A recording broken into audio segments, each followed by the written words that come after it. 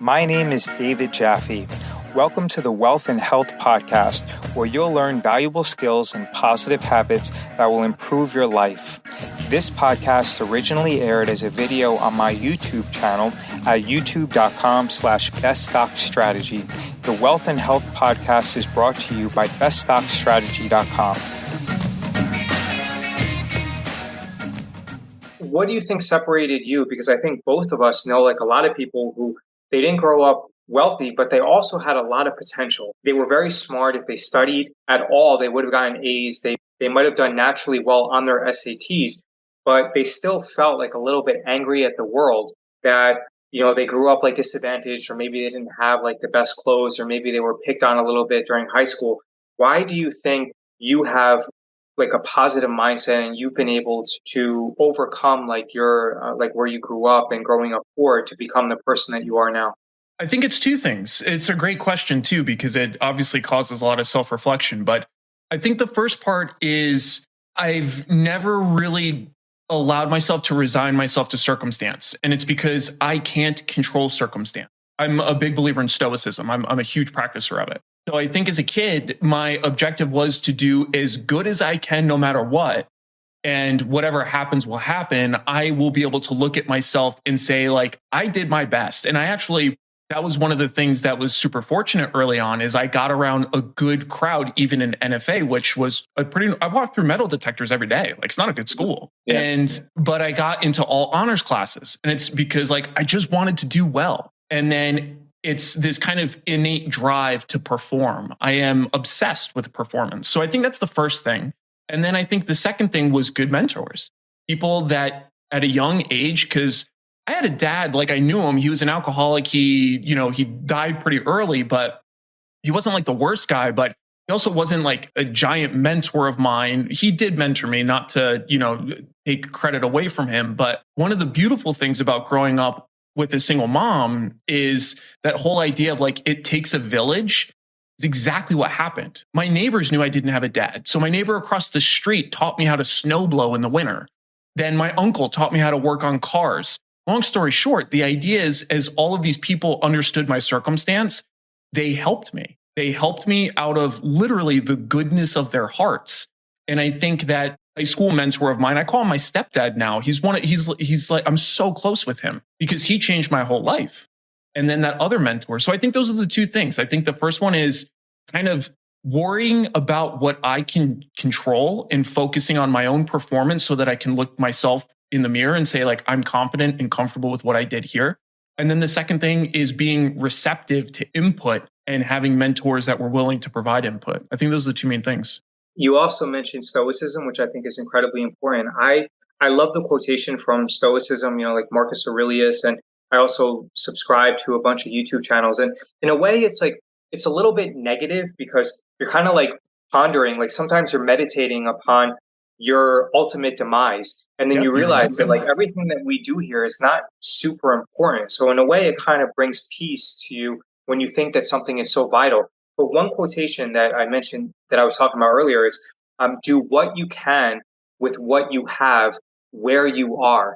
And I think that that's something that's incredibly important because it puts you kind of similar to like what Eckhart Tolle say about like the power of now. Like with where you are right now, do your best with everything you have, like with all the information that you have at this specific moment. Like do what you can with what you have where you are. So essentially, do your best at this specific moment, and it kind of brings peace. And as long as you do that and you give 100%, then you don't necessarily have to be outcome dependent because you did your best based upon the information that you had available at that specific moment when you made the decision.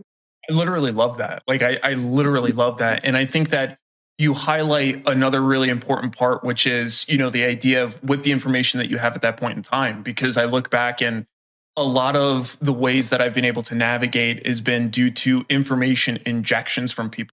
Exactly to your point. If that didn't happen, I literally have no idea where I would have landed. Like I wouldn't have gone to college because that same mentor is the one who encouraged me to apply for a Marine Corps scholarship.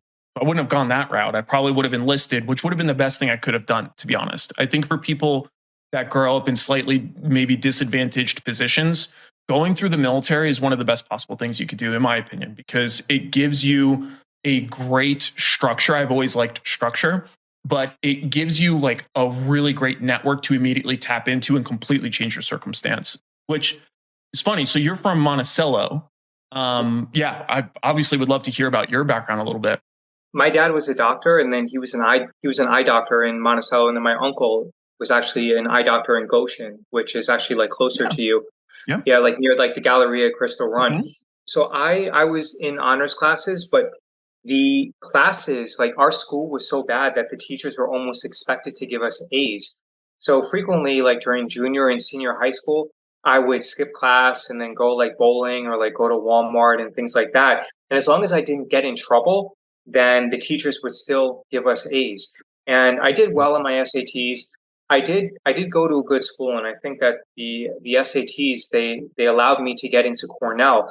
But the ironic thing is that even though my high school was so bad, I was so far behind all like the majority of the other kids at Cornell. It only took me one semester to catch up. So basically, I was behind for about 3 to 4 months, and then I was on par after that first semester and a little bit of hard work with all the kids who went to like private school or all the kids who went to amazing schools in like Westchester or Long Island. Mhm. So I think the takeaway is that as long as you maintain a good attitude and you're willing to put the work in, even if you go to like a relatively bad high school like Monticello, or I don't want to like label it, but it's not like Monticello wasn't like the best school, just like NFA, it doesn't have like a reputation for academic excellence when you compare it to like Westchester or Long Island.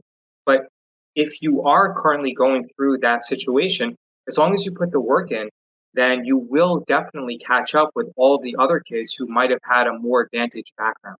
So I worked really hard in Cornell. I've always been like very competitive, and I was very fortunate to get an investment banking job. I interned at Morgan Stanley. I finished all my coursework at Cornell in 3.5 years because I took summer classes at both Sullivan County Community College and also at at Orange County Community College. Yeah. And it allowed me to graduate in 3.5 years. I then worked at CIBC World Markets in their industrial broking services and investment banking. I don't know why anyone would go into investment banking. It's just like it's such a horrible experience. Like Funny. they just burn you out. Like you Mhm. would work until 2 o'clock in the morning, and then you're expected to be in the office at 9:30. But much worse than that, they treat you so horribly, like you're less than human. And yes, like you are making really good money, and definitely depends what group you're in. But my first group at CIBC World Markets was really, really bad. And I was thinking about quitting investment banking, but then I switched groups. And I eventually did banking for about 4 to 5 years. And then I was simultaneously working in nightlife as a promoter. And Cool. I was always interested in the stock market. And probably similar to yourself, I gravitated towards like trying to learn technical analysis and day trading, which I was never successful at. I realized that selling options gives you a statistical edge.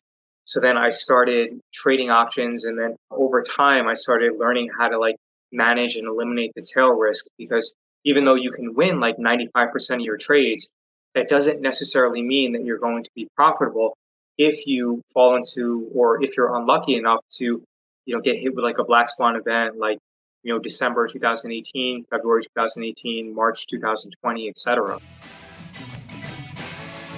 Visit beststockstrategy.com and submit your email address to receive valuable free training. Please give this podcast a positive rating and review. If you have any questions, visit beststockstrategy.com and send me a message.